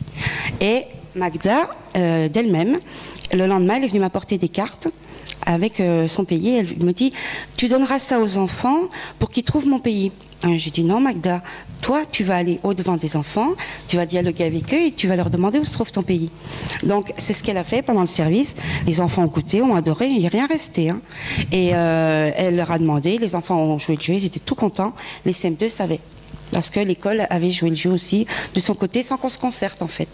Quand on veut se concerter, ça ne fonctionne pas, mais en fait là ça a bien fonctionné. Non mais effectivement c'est aussi des occasions d'aborder des sujets de société, des sujets qui peuvent être compliqués. Surtout, oui. Nous effectivement dans le Calvados, on était en Normandie qui est quand même une terre extrêmement marquée d'accueil, voilà, et effectivement ça a permis de faire émerger des sujets de discussion. Et effectivement, le fait aussi, il y avait l'un des collèges juste à côté, il y avait un centre d'accueil. Et du coup, les élèves nous disaient ah, mais en fait, du coup, c'est ceux qui vont jouer au foot qui vont venir cuisiner là et qui viennent d'arriver, qui parlent pas français, etc. Donc, parce qu'ils entendent des choses chez eux, à la télévision, voilà, comme vous le disiez, les enfants sont des personnes. Et voilà, ça doit permettre d'aborder d'autres sujets. Mais il faut être intelligent quand même pour faire ça. Hein. Non, il faut avoir du cœur. On avait accueilli une institutrice. La dame qui a plein d'amour là-haut. J'en ai encore une, pardon. C'est précisément pour rebondir là-dessus, parce que je crois énormément à ce genre de pont humain. Excusez-moi, je ne me suis pas présentée. Je suis Camille Labro du Monde, et bon, Laurent me connaît un peu. J'ai rencontré récemment Lionel Sampo, qui est chef de cuisine aussi de cantine dans le sud, à Millau, lauréat des cantines rebelles il y a quelques années. Et il fait un truc génial. Alors c'est aussi une petite école. Enfin, il a, je crois, une centaine de convives également. Il travaille en fait avec des enseignants sur les menus. Il y a des allers-retours en fait entre la cantine et les classes. Les menus sont soumis aux enfants ou ce qu'il y a par exemple de disponible comme produit. Les enfants réfléchissent avec l'enseignant sur qu'est-ce qu'on peut faire avec ces produits, suggèrent des plats. Il y a des allers-retours comme ça, ce qui fait que le moment où les enfants vont manger, non seulement ça a donné des idées aux cuisiniers, mais en plus ils sont parfaitement investis dans l'acte de manger, et là il y a vraiment un rôle pédagogique de la cantine qui est formidable. Donc je ne sais pas ce que vous en pensez. Ça existe déjà. Là. Nous on en fait. L'école prépare 10 menus dans l'année. Pour les enfants, ils donnent 10 menus qu'ils aimeraient avoir et ils le travaillent à l'école, des menus équilibrés, et ça fonctionne. Donc ils m'apportent 10 menus, on les fait, ça passe dans la commission et puis on fait les menus. Dans la commission des menus. Commission des menus. Est-ce qu'il y a une autre question? Oui, là, le micro. Allez-y, si vous n'avez pas le micro, on va gagner du temps. Allez-y, parlez fort surtout. Alors, le micro est juste à côté de vous. Voilà, parce que vous avez une voix délicieuse, mais ça n'a pas été suffisant, j'ai compris. Donc voilà, je suis soignante, je repense aux enfants dont on a parlé un petit peu, ça a été évoqué que parfois, qui ont des problèmes sensoriels par exemple, ou problèmes médicaux à la base qui font qu'ils ont des difficultés à manger.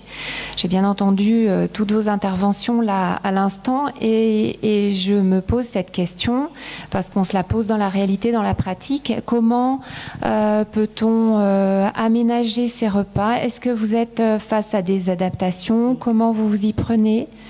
Parce que la réalité de la vie quotidienne est compliquée pour ces enfants-là. Oui. Voilà, chez eux, déjà à la maison. Et à la cantine aussi. Et à la cantine aussi. Et je dirais plutôt dans les cantines. Alors, est-ce que vous me rejoignez? C'est-à-dire avec des différences?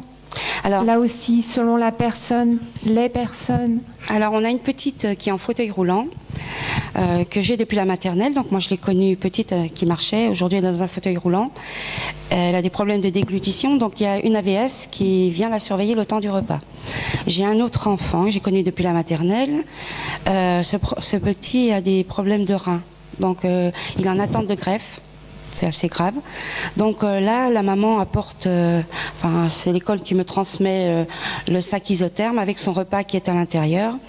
Et c'est vrai que c'est contraignant pour nous, donc dans tous les sens du terme, parce que c'était un enfant qui adorait manger. Et à l'âge de 4 ans, quand il a su qu'il était malade, il m'a dit: Evelyne, tu sais, plus jamais je pourrai manger ta cuisine. Et là, vous parliez peut-être des problèmes de gustation surtout ou... Ça peut. On a parlé tout à l'heure des troubles du comportement alimentaire, mais les troubles aussi d'oralité alimentaire. Voilà. Mais ça peut être aussi une origine purement médicale qui après gêne. Ce qui est étonnant, c'est que cette nourriture-là, elle n'a pas une bonne odeur, parce que cet enfant ne doit pas absorber trop d'eau pour ne pas faire trop travailler les reins. Et les enfants à côté rêvent de manger ce qu'ils mangent, pour vous dire.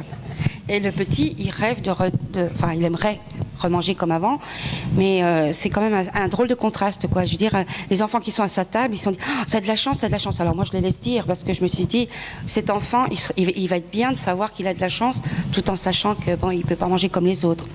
Mais, on a besoin de ce lieu de socialisation, de la norme pour les enfants qui vont pas bien, et on est parfois en peine pour les intégrer. Donc vous parlez d'intégration, par rapport aux réfugiés, mais l'intégration elle est aussi par rapport aux enfants malades. Tout à fait. Et on est très en peine avec ça. Alors les médecins scolaires parfois nous soutiennent. Je ne sais pas, vous en tant qu'enseignant, proviseur adjoint, comment vous pratiquez, mais on se retrouve parfois en difficulté. On ne sait pas, les parents ne savent pas à qui ils doivent s'adresser exactement. Les PAI ne sont pas toujours le lieu adapté. Est-ce que vous pouvez nous en dire plus ? Bon, les PAI normalement doivent être adaptés. PAI, vous pouvez préciser. Protocole d'accompagnement individualisé pour les élèves qui ont des difficultés, des allergies ou d'autres troubles. Sauf qu'ils sont quand même différents selon les régions, les lieux. Il n'y a pas un PAI protocolaire national. Non, le PAI est monté par le médecin de l'Éducation nationale, donc il est individualisé par principe, donc il n'y a pas de protocole national. Il y a un aménagement pour chaque enfant. Alors il y avait une autre question là-haut, c'est ça? Il y avait une dame, oui, monsieur, pardon, excusez-moi. Bonjour et merci. C'est pas vraiment une question, c'est plus un témoignage. Je suis enseignant en cuisine et dans le cadre de mon activité, je rencontre beaucoup de chefs de restauration collective, dont un ou deux, qui ont réussi à résoudre, bon, non sans mal, mais les problèmes financiers qualitatif sur le plan des produits et au niveau sur le plan du gaspillage également. C'est-à-dire qu'il s'est posé la question de savoir comment, avec le même budget, faire mieux. Alors il s'est tourné d'abord vers la technique. La technique, donc on revient sur la formation des personnels. Donc tout simplement, pour faire court, une portion, on va dire, de viande qui va cuire va perdre un certain pourcentage de sa masse lors de la cuisson. Mais il s'est dit comment je vais faire pour limiter cette perte. Donc là, il allait vers la technique. Le budget qu'il a dégagé en ayant acheté moins de matières premières, il l'a mis sur la qualité du produit, tout simplement. Et en améliorant la qualité du produit, il s'est rendu compte dans les cantines qu'il y avait moins de gaspillage. Donc là aussi, moins d'achats. Et bien évidemment, le seul problème était la formation des personnels. La formation des personnels, il s'est buté à des gens qui n'avaient pas envie de progresser. Petit à petit, quand lui, il a mis des choses en place, les gens que ça intéressait pas sont partis. Ça me rappelle, il y a quelques années, Monsieur Valadier, je ne sais pas si vous vous rappelez. Oui, Dominique Valadier, qui a été recruté par le conseil régional. Et qui était donc exactement dans cette démarche. Oui, dans cette dynamique-là, voilà. oui. Donc, c'est chaque maillon, en fait, du système qui fait qu'on peut... Alors bien sûr, ça c'est un cas isolé où il produit... Non, il n'est pas isolé. Mais moi je témoigne d'un cas isolé. Hein, mais je veux dire, on peut... Donc Madame a raison, la formation est extrêmement importante dans la connaissance des produits, la connaissance des techniques, la connaissance des matériels.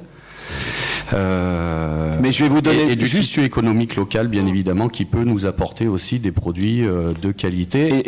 Et permettez-moi juste une dernière chose. Les produits qui sont un petit peu élaborés, il faut aussi savoir les utiliser, les choisir, les utiliser, parce qu'effectivement, il y a des tâches qui ne servent à rien au quotidien, qui peuvent être faites à l'extérieur d'une entreprise et qui peuvent permettre aux cuisiniers de travailler sur la qualité et non pas sur le côté, vous disiez, basse besogne, quoi, finalement. Voilà, consacrer son temps de travail à la qualité des mets et non pas à faire de l'épluchage, des choses comme ça. Voilà. Alors, je vais juste illustrer votre propos pour aller un tout petit peu plus loin. Un établissement pas très loin d'ici sert 63 millions de repas par an, ce qui n'est pas énorme, hein. C'est une grosse structure. Justement, en faisant de la basse température et achetant de la viande de qualité, ils économisent 1,8 million d'euros par an. Ce chiffre-là, c'est pas moi qui l'ai inventé. Donc, je vais vous dire, je suis surpris, je vais essayer de creuser, parce que ça pourrait être une fake news, mais la personne, j'ai confiance. Oui, non, mais faites attention, je suis journaliste. Mais je pense qu'effectivement, on peut faire des économies très importantes avec de la technique. C'est pour ça que je parlais aussi de la restauration collective comme une restauration un peu de technicien, très intelligente, qui va très très loin dans la technique. Madame, vous vouliez... oui, madame. Oui, encore une fois, donc je... Encore vous je sors le point de vue la plupart de Français comme ça, parce qu'en fait, ces derniers jours, c'est maintenant j'ai compris pourquoi il y a cette colloque, l'éducation de cours. Vous comprenez juste maintenant. Voilà. Ah ben merci beaucoup. Écoutez, bonne fin de... Parce que en fait, moi, vous avez toujours dit donner l'amour, donner les enfants, le bon qualité, tout ça.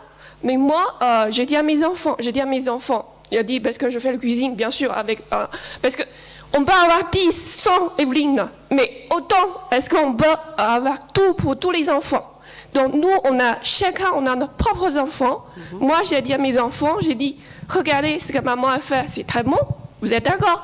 Donc du coup, mais ici, il n'y a personne qui sait faire. Oui. D'accord? Si, d'abord, la première chose, vous prenez français, vous prenez à parler chinois, parce que plus tard, quand maman sera vieille, dans la maison de retraite, il n'y a personne parce que je voulais parler français. Je ne sais que parler chinois. Donc, il n'y a que vous qui pouvez me comprendre. Ça, c'est la première chose. Même si vous n'arrivez pas à comprendre français, parler français, c'est pas grave. Mais maintenant, c'est manger.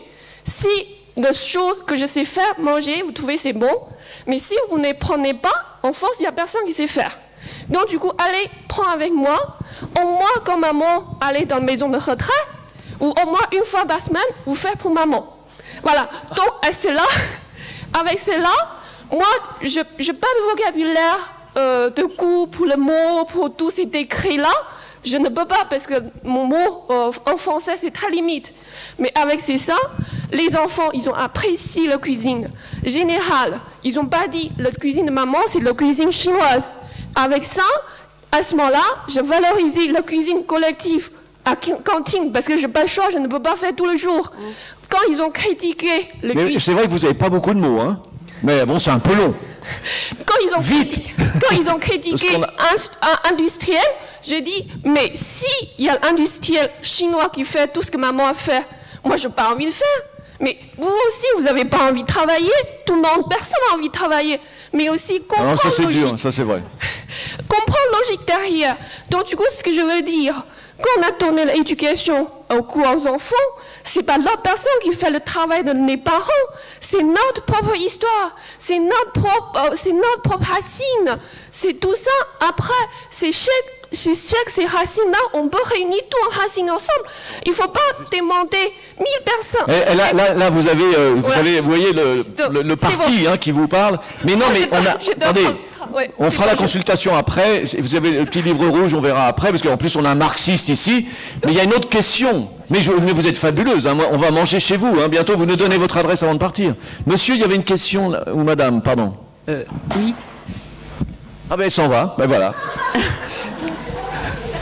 Oui. Je te jure. Bah oui, il faut qu'elle rentre, oui, il y a le décalage en plus. Non, on a des racines, c'est vrai, elle parle de racines, mais on a des racines françaises. Moi je suis fière d'être française et je défends la cuisine française. Très bien. On continue. Oui, je voulais intervenir suite à l'intervention de mon voisin qui dit quand on peut nous proposer des produits semi-élaborés qui vont nous permettre de faire des économies de personnel, peut-être aussi des économies sur le produit parce qu'il sera moins cher, pourquoi pas, il faut savoir l'utiliser. Je m'inscris un petit peu en faux contre ça parce qu'on a eu ici il y a quelques années à la table ronde de l'IEHCA Madame Loiseau, le restaurateur, la femme de Bernard Loiseau, et qui a indiqué qu'en fait, elle aussi, dans ses cuisines, même si vous allez dans un gastronomique, elle se disait, j'ai pas à payer du personnel, parce qu'il y a un plat où tous les jours, il leur faut je ne sais combien kilos d'ail. Payer du personnel pour éplucher de l'ail tous les jours, ça n'a pas un grand intérêt. Donc, l'ail n'est pas plus mauvais si je l'achète déjà épluché. Le problème, il est que si on va chez Madame Loiseau, on veut savoir d'où vient l'ail. Or, dans sa démarche, elle perd la traçabilité, déjà. Parce que après, quand vous achetez un produit semi-élaboré, vous avez du mal à trouver la traçabilité. Et Madame Loiseau, tout en vous nourrissant au prix d'un gastronomique, je ne pense pas qu'elle favorise, si vous voulez, l'agriculture locale, ni les revenus de l'agriculteur. Parce que quand vous commencez à acheter du semi-élaboré, vous ne savez pas d'où il vient. Vous ne savez pas s'il est préparé par des petites mains qui sont mal si, madame, il y a Yuka, mais non, Yuka vous sauvera. Tout, Yuka, c'est une nouvelle religion qui vous dira pour tout ce qui est produit transformé est identifié par Yuka. Ça, tant qu'on veut bien y croire. Je veux dire, c'est un peu facile, ça c'est pour du particulier. Mais quand on est professionnel, je pense qu'on est plus sérieux. Mais on a encore mieux pour les professionnels. Attendez, vous rigolez, vous ne connaissez pas la traçabilité chez les professionnels. Regardez, le professeur, il est en train de vous voler le micro, il va y avoir de la bagarre là-haut. Regardez, ça va se passer là. Peut-être de la bagarre. Non, mais c'est vrai, c'est vrai. Quand vous faites de l'économie sur votre produit, vous faites aussi de l'économie, ça veut dire que quelque part on paye les gens moins bien et que ces gens qui sont moins bien payés, ils nourriront moins bien leurs enfants. Bon, alors, voilà, c'est dans ce sens. Non, on est d'accord. Donc en fait, effectivement, c'est l'économie, elle est toujours quelque part. Voilà, c'est ça. Il y a quelqu'un qui va en souffrir de l'économie. Peut-être que demain, en fait, il faudrait mieux payer en fait les professionnels de la restauration. Mais ça, c'est une grande question. C'est la question économique. Mais on va clore, parce que là, on est presque à la fin. S'il vous plaît. Vous avez 30 secondes. Oui, c'était pour rectifier sur la nature des produits. Je vais vous citer juste un exemple. Dans un hôpital, ils avaient des problèmes d'hygiène. Ils ont fait appel à un maraîcher qui, au lieu de livrer ses produits, donc le maraîcher est resté le même. Hein. Et d'ailleurs, il a mis en place comment on peut dire... il est parti sur ce biais-là au niveau de la commercialisation de ses produits. Vous avez dit 30 secondes. Oui, 30 secondes. Il les commercialise, épluchés, lavés, sous vide, mais c'est le même maraîcher qui servait avant. Et tout simplement, c'est ça, quand je dis des produits semi-élaborés, ce n'est pas prendre systématiquement des poudres ou des produits qu'on a juste à mettre dans un four. Voilà. Donc, qu'il n'y ait pas confusion. On est d'accord. Alors, oui, tu veux rajouter quelque chose? Oui, la restauration collective, faut pas trop si on recentre les choses, c'est les millions de repas qui sont servis tous les jours. La norme, c'est pas 100 repas par jour, mais on est plus près des 500 ou des 800 par jour, tous les jours, le midi, à faire à manger. Donc, la cuisine se doit d'être simple, à mon avis, avec évidemment des produits de qualité, une technique appropriée, vous l'avez bien dit monsieur, et ça c'est très important. Aujourd'hui on sait avec le matériel professionnel qu'on peut avoir, qu'on peut maîtriser des techniques, des températures notamment, et avec des menus simples, des repas simples qu'on doit manger à la cantine. Alors, là maintenant, puisqu'on est à la fin, je vais vous répondre madame sur le rôle politique. Le rôle politique, j'en suis persuadé. C'est-à-dire que c'est entre les politiques que les choses peuvent se passer. Mais ce n'est pas au niveau national. Sincèrement, ce n'est pas au niveau national. Il y a, je pense, des effets d'annonce, et c'est plus sur les territoires, c'est plus les régions, c'est plus les collectivités, donc les départements, ou les communautés de communes, ou le maire d'une commune. Là, il y a un certain nombre de choses qui se passent, et déjà, petite alerte, bientôt il y a les municipales, le dossier alimentation vient sur la table de beaucoup d'élus, entre autres par les parents d'élèves qui se sont emparés de la question de la loi Egalim, en fait. Pour eux, c'est important. Et beaucoup de maires, par exemple le maire de Montpellier récemment disait, parce qu'il y avait le pacte de Milan, c'était réuni chez eux les grandes villes qui veulent faire des choses autour de l'alimentation, il disait, vous voulez tout de suite, c'est du vrai populisme. Et il était très en colère, il l'a dit 1 fois, 2 fois, 5 fois pendant le colloque, enfin sa présence. Donc en fait, on voit que la question alimentaire, les élus subissent cette demande sociétale. Donc est-ce qu'ils vont avoir les moyens de répondre? Ça, je ne sais pas. Mais on va voir. Il y a aussi, juste avant les municipales, le think tank Terra Nova qui va sortir une étude sur la restauration scolaire. Donc on voit bien que le rôle politique est important. C'est M. Puech, assez proche aujourd'hui du gouvernement. Et je pense que les élus, peut-être En Marche, non pas le mouvement politique, mais les élus En Marche vers une bonne alimentation, vont en profiter. Il va peut-être se passer quelque chose autour de cette question de la restauration scolaire. Donc on va voir. Personnellement, j'écris un manifeste pour un élu, je ne peux pas vous dire lequel, sur la démocratie alimentaire et réfléchir sur ces questions alimentaires dans les communes. Donc effectivement, le rôle politique est essentiel. Ça veut dire que vous, citoyens, parce que tout à l'heure quand je vous ai dit, c'est vrai que on ne cuisine plus en France, mais on sait aussi que dans les études, on voit que c'est le citoyen qui décide de son alimentation. Donc c'est évident qu'on a un pouvoir, et c'est évident que ce pouvoir, il faut l'exprimer. Et il faut l'exprimer auprès de la collectivité, il faut l'exprimer auprès du ministère. Et je pense, c'est vrai que, là ce matin, je disais, j'étais beaucoup plus sensible à ces questions quand j'avais mes enfants à l'école. J'étais même très agressif. Donc je comprends les parents d'élèves. Et aujourd'hui, ils nous demandent en plus sans plastique, les menus végétariens. Mais les menus végétariens, on n'a jamais appris ça à l'école, en formation culinaire, puisque finalement, moi je leur dis tous d'aller en Inde. Parce que sinon, les menus végétariens, on risque d'avoir une dérive avec les lasagnes industrielles, le steak de soja, et ils n'ont pas cette culture-là. Ou alors, vraiment se former auprès de Philippe. Les menus végétariens, c'est pas facile, c'est pas votre culture culinaire. Non, mais c'est enlever juste la viande et le poisson. Vous mettez les œufs, vous faites des tartes de légumes, on peut faire plein de choses, puis avec les œufs, il y a plein de recettes. Elle est exceptionnelle. Alors, vous savez, non mais c'est vrai. Il y a quand même une chose, c'est vrai qu'on l'aurait écouté pendant des heures, c'est vraiment, et c'est une personne à connaître, et vraiment Evelyne, moi je suis ravi, il va falloir qu'on se revoie, mais vous voyez, elle a fait même des livres. Pour aider les parents. Donc il y a des gens, il y a des collectivités qui se bougent, il y a donc le rôle essentiel de la cantine scolaire, là, est-ce que vous êtes d'accord ou pas? Est-ce qu'il y a des gens qui peuvent se lever pour dire, mais non? Bon, on est tous convaincus, même moi, vous voyez, je me suis rassis, je ne vais même pas bouger après. Donc on est d'accord, mais il faut être très vigilant, là encore, pour inciter, voilà, tout se casse la figure, inciter quand même les politiques à réagir. Mais sincèrement, au niveau de l'État, je ne pense pas. Alors, un peu le mot de la fin, je vous laisse juste, allez, encore 30 secondes, suite à ce débat. Est-ce que pour vous, le rôle de la cantine scolaire ou de la cantine en général est important ? On va commencer par Yannick. Ben oui, important oui pour se restaurer et puis aussi pour, on n'en a pas parlé, mais pour créer autour d'une table une communauté et peut-être développer une forme de citoyenneté et d'égalité autour d'un plat, devant un plat plutôt. Marine. Oui, à nouveau, au-delà du lieu de restauration, un lieu d'ouverture au monde, de convivialité, d'apprentissage, de rencontres et effectivement remettre un petit peu l'humain au cœur de tout ça. Oui, je dirais aussi que tout le monde aura une alimentation saine et digne, accessible.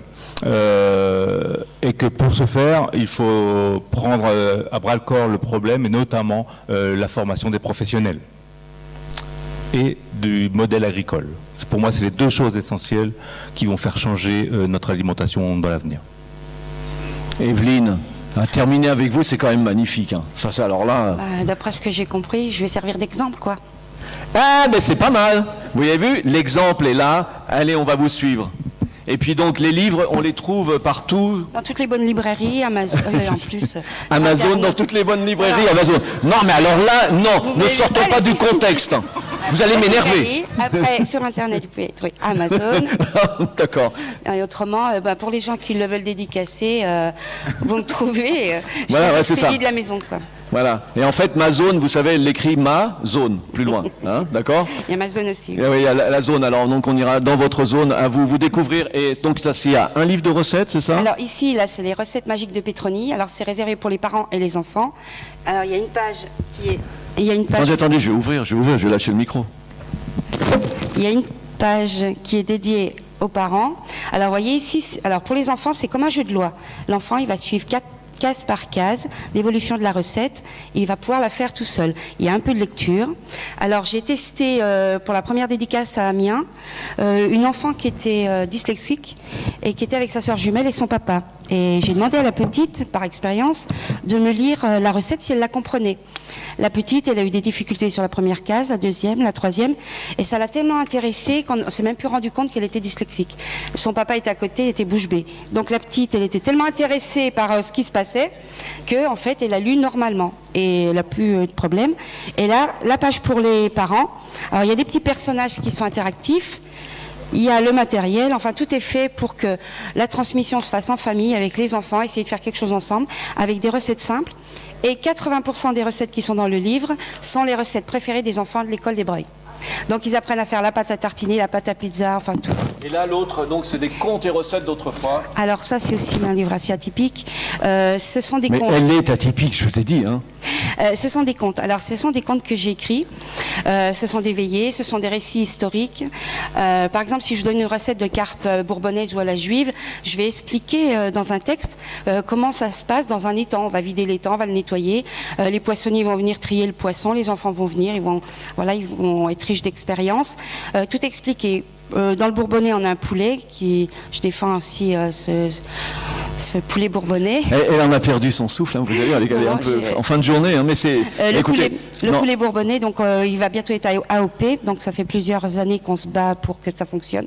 Donc là, j'explique comment. C'est pas fini, le débat continue, parce qu'en fait, il est 17h30, il y a des gens qui doivent partir. Sylvie, merci beaucoup. Et non, parce qu'il y a des trains, et vraiment, bravo. Vous voyez, donc on vous retrouve lundi. Bah oui.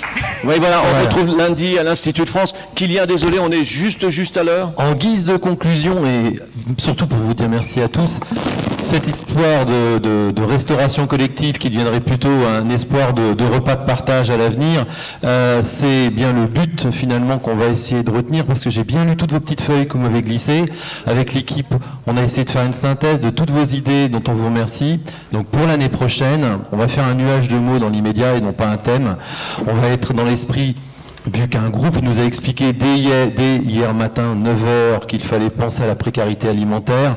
On va réfléchir à la précarité alimentaire, on va réfléchir à la gastronomie populaire, au bien manger pour tous, à la notion des publics éloignés sociologiquement, éloignés socialement, éloignés économiquement, éloignés géographiquement, j'ai vu sur des messages. Donc on va réfléchir à tout ça et on va essayer de faire un melting pot avec un titre autour de ça. Un grand merci, surtout à vous le public, qui chaque année est toujours fidèle. Je vous en remercie et cette année renouvelée grâce à la thématique. L'année prochaine, je vous donne rendez-vous le 27 et le 28 novembre, que tout de suite vous commenciez à tweeter sur cette date et de marquer cela dans vos agendas. Un grand merci à tous les intervenants et tous les animateurs qui ont su donner énormément de leur cœur, de leur sensibilité, de leur sujet, de leur réflexion. Des intervenants qui, je le souligne, viennent gracieusement, bénévolement parler de leurs idées. Et puis, je ne saurais oublier surtout de dire merci aux personnes sans qui ça ne pourrait arriver, un tel événement. C'est quand vous vous inscrivez sur un ordinateur, sachez que l'application ne fait pas tout. Il y a des petites mains derrière. Il y a une certaine Sylvie Valette qui vous accueille chaque année à l'accueil là-bas. Accompagnée depuis cette année par Gabi qui a tenu la caméra pendant tout le temps. Et puis, nous avons une bibliothèque à l'IEHCA qui est à disposition même à distance avec un système de partage d'ouvrages à distance qui est géré par notre bibliothécaire toujours présente Véronique. Merci beaucoup et à l'année prochaine.